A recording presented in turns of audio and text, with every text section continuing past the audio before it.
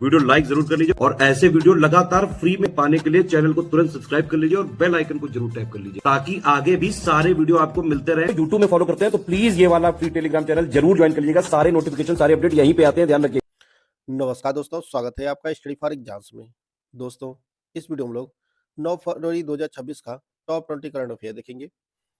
Video शुरू करने से पहले मैं आपको बता दूं, एमपीपीएससी प्री 2026 के लिए स्टडी फॉर सिविल सर्विस के ऐप पर टेस्ट सीरीज का बैच लॉन्च किया गया है और यह टेस्ट सीरीज दोनों भाषाओं में उपलब्ध है।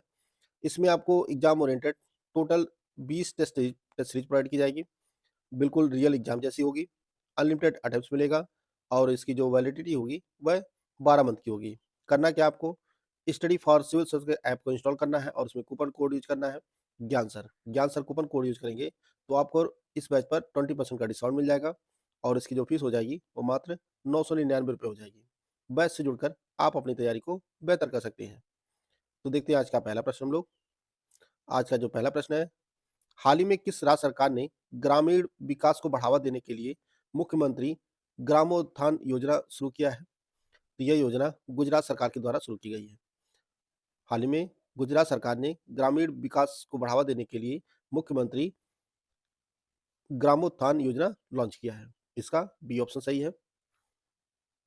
वर्ष 2026 के पहले ग्रैंड स्लैम ऑस्ट्रेलियन ओपन में पुरुष एकल का खिताब किसने जीता है? तो यह जो खिताब है यह कार्लोस अल्कराज ने जीता है।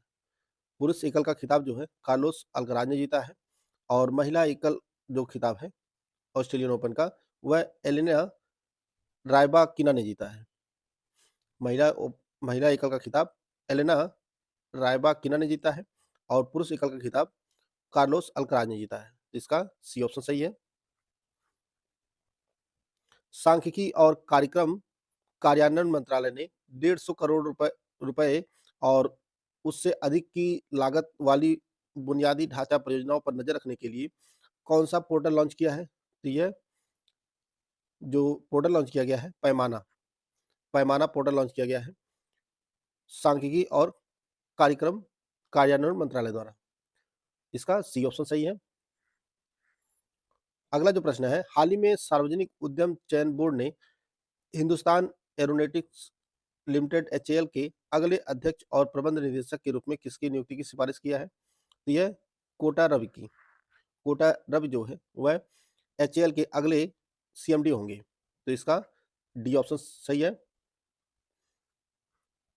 जनवरी 2026 में आयोजित 6वें खेलो इंडिया विंटर गेम्स जो लेह चरण में किस राज्य केंद्र शासित प्रदेश ने पदक तालिका में शीर्ष स्थान हासिल किया है, ओवरऑल चैंपियनशिप हासिल किया है? तो ये हरियाणा जो है जो लेह चरण आयोजित किया गया जनवरी 2026 में 6ठा खेलो इंडिया विंटर गेम्स में जो टॉप का राज्य रहा है वह ओवरऑल चैंपियनशिप में हरियाणा शीर्ष पर रहा है। इसका ए ऑप्शन सही है।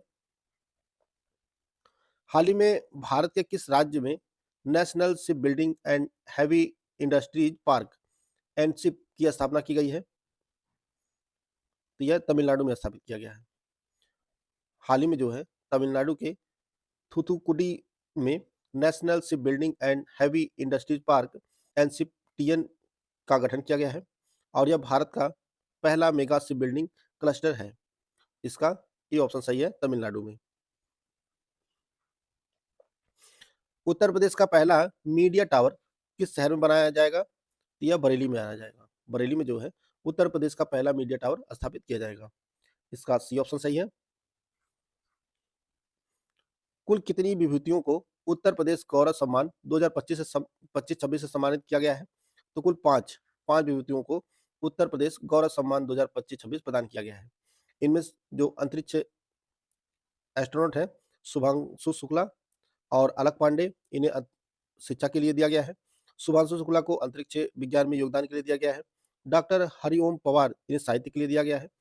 रश्मि आर्य इन्हें महिला सशक्तिकरण के लिए दिया गया है और डॉक्टर सुधांशु सिंह को कृषि में योगदान के लिए दिया गया है। कुल 5 विभूतियों को उत्तर प्रदेश गौरव सम्मान 2025-26 प्रदान किया गया है। इसका ए ऑप्शन सही है। हाल ही में उत्तर प्रदेश के किस जिले में 110 फीट ऊंचा निगरानी टावर, जिसे अटल टावर नाम दिया गया है, स्थापित किया गया है? यह उत्तर प्रदेश के अमरोहा जिले में स्थापित किया गया है। इसका बी ऑप्शन सही है। एआई के जरिए सुनवाई करने वाला उत्तर प्रदेश का पहला जिला कौन बना है? ये संभल बना है। एआई के जरिए सुनवाई करने वाला उत्तर प्रदेश का पहला जिला संभल बना है। हाल ही में राजस्थान के किस जिले में 81 वन्यजीव प्रजातियों वाला एक विशाल बायोलॉजिकल पार्क विकसित करने की घोषणा की गई है? तो यह पार्क जो है अलवर में स्थापित किया जाएगा। राजस्थान के अलवर में एक विशाल बायोलॉजिकल पार्क स्थापित किया जाएगा और इसमें जो है कुल 81 वन्यजीव प्रजातियां रहेंगी। यह 81 वन्यजीव प्रजातियों के लिए जो है एक विशाल बायोलॉजिकल पार्क विकसित किया जा रहा है। कहाँ? अलवर में, राजस्थान के। इसका सी ऑप्शन सही है। हाल ही में बीसीसीआई ने अंडर 19 पुरुष क्रिकेट विश्व कप जीतने वाली भारतीय टीम और स्टाफ के लिए कुल कितनी पुरस्कार राशि की घोषणा की गई है? तो बीसीसीआई ने जो अभी अपनी टीम जीती है अंडर 19 पुरुष क्रिकेट विश्व कप, उससे जो है और स्टाफ को 7.5 करोड़ रुपए इनाम राशि घोषित जो है पुरस्कार के रूप में देगी बीसीसीआई। तो ये जो राशि है 7.5 करोड़ है। इसका बी ऑप्शन सही है। भारत ने वर्ष 2026 के लिए संयुक्त राष्ट्र के नियमित बजट में कितनी राशि का भुगतान किया है? तो ये 3.52 करोड़ अमेरिकी डॉलर भारत ने दिया है संयुक्त राष्ट्र के नियमित बजट में। इसका बी ऑप्शन सही है। ईसा सिंह ने नई दिल्ली में आयोजित एशियाई निशानेबाजी चैंपियनशिप में 10 मीटर एयर पिस्टल स्पर्धा में कौन सा पदक जीता है? तो इन्होंने गोल्ड जीता है। हाल ही में 22वां उपेंद्र नाथ ब्रह्मा मानवता के सैनिक पुरस्कार 2025 के लिए प्रदान किया गया है। तो यह दोरजी वांगमो वांगचुक को प्रदान किया गया है। इसका बी ऑप्शन सही है। हाल ही में सांख्यिकी और कार्यक्रम कार्यान्वयन मंत्रालय के अंतर्गत एनएसओ ने किस पोर्टल के लिए model context protocol MCP server का बीटा संस्करण लॉन्च किया है? तो यह जो पोर्टल है यह ई सांख्यिकी है। इसका डी ऑप्शन सही है। हाल ही में रुद्र आर्म्ड हेलीकॉप्टर की पहली महिला पायलट बनने का गौरव किसे प्राप्त हुआ है? तो यह गौरव कैप्टन हंसजा शर्मा को प्राप्त हुआ है। रुद्र आर्म्ड हेलीकॉप्टर की जो पहली पायलट बनी है वह कैप्टन हंसजा शर्मा बनी है।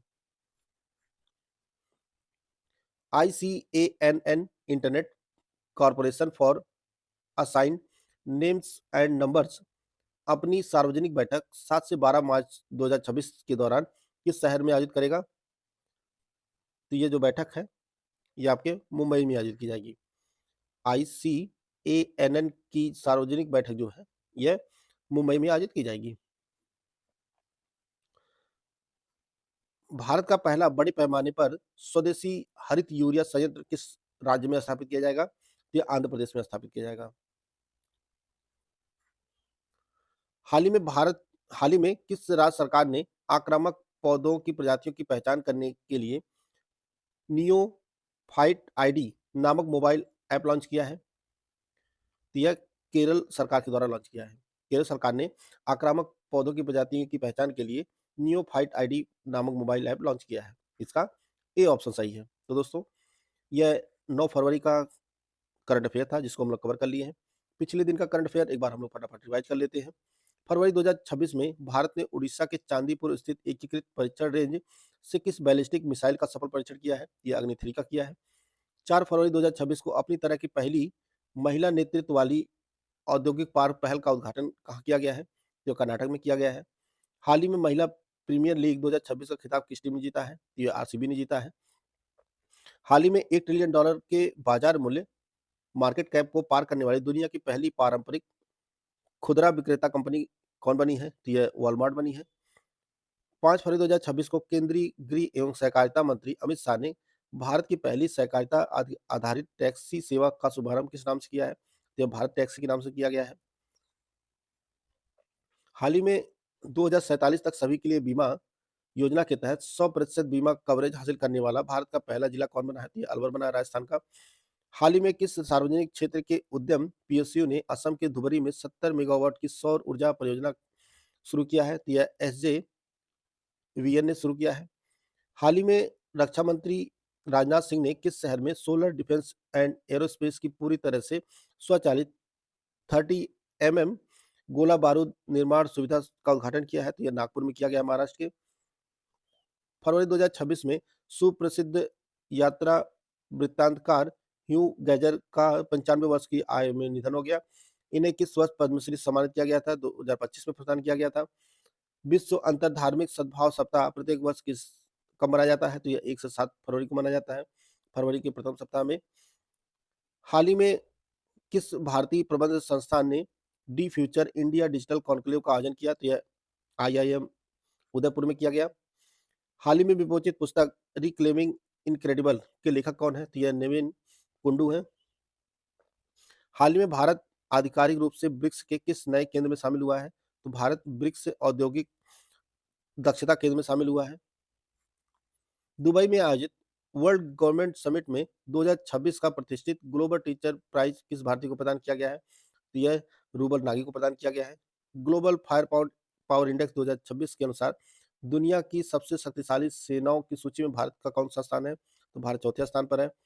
भारत तंजानिया संयुक्त रक्षा सहयोग समिति की चौथी बैठक फरवरी 2026 में कहाँ आयोजित की गई? तो यह तंजानिया में आयोजित की गई। हाल ही में केंद्रीय युवा कार्यक्रम और खेल मंत्री मनसुख मंडाविया ने कितनी प्रमुख खेल अवसंरचना परियोजनाओं को की आधारशिला रखा है? तो 6। हाल ही में किस अंतर्राष्ट्रीय संस्थान ने भारत में कौशल प्रशिक्षण के आधुनिकीकरण के लिए 830 मिलियन डॉलर के ऋण को मंजूर किया है? तो यह विश्व बैंक ने किया है। फरवरी 2026 में नीति आयोग के अटल इनोवेशन मिशन ने AIM संवाद सम्मेलन का आयोजन किस शहर में किया? तो नई दिल्ली में किया गया। उड़ीसा के किस हवाई अड्डे पर देश का पहला ड्रोन परीक्षण गलियारा स्थापित किया जाएगा? तो यह रंगेलुंडा हवाई अड्डे पर। तो दोस्तों, यह महत्वपूर्ण करंट अफेयर थे जिसको हम लोग इस वीडियो में कवर कर लिया है। वीडियो आपको अच्छा लगे तो लाइक कर सकते हैं, चैनल को सब्सक्राइब कर लीजिए। मिलते हैं नेक्स्ट वीडियो में, तब तक के लिए जय हिंद, जय भारत।